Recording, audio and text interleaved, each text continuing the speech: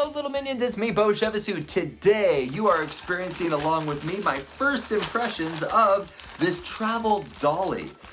Now, I like to travel very minimalist. I've been to over 33 countries around the world, and so usually I have some form of a lightweight carry-on, but you know, it's a duffel bag, and so I wanted something that I could fly through the airport with my backpack, which is my personal item, and then my actual carry-on itself. And this, already my first impressions are, this is so lightweight. I have been using for several years the other competitor. It's basically got the most ratings out there, but I'm gonna say right now, this is about, it feels like half the weight. It almost feels plasticky, like, is it actually robust enough? Well, let's test this out. Well, that's the metal portion, that's what matters. So we've got this button on top, and we're gonna depress that and pull it up. Hey, that's cool.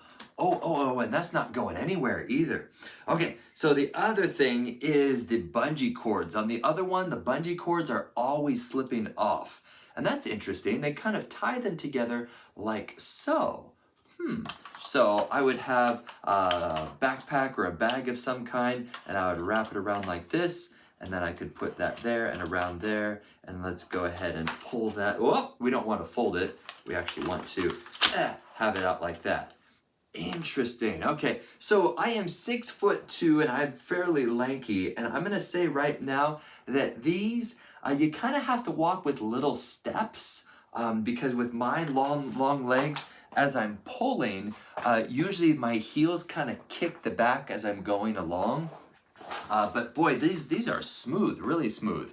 The point that I'm making is, if you're over 6 foot, you might have to take little steps. If you're below that, your legs are probably normal size and they're not like mine.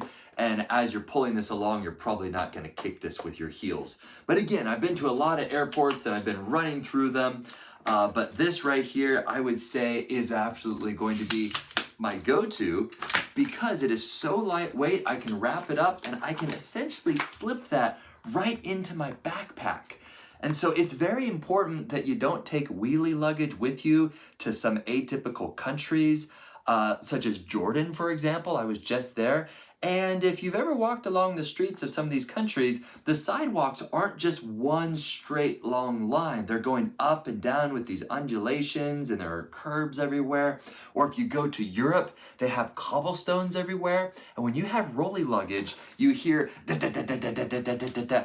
And it's so ridiculous trying to pull wheelie luggage along some of these streets.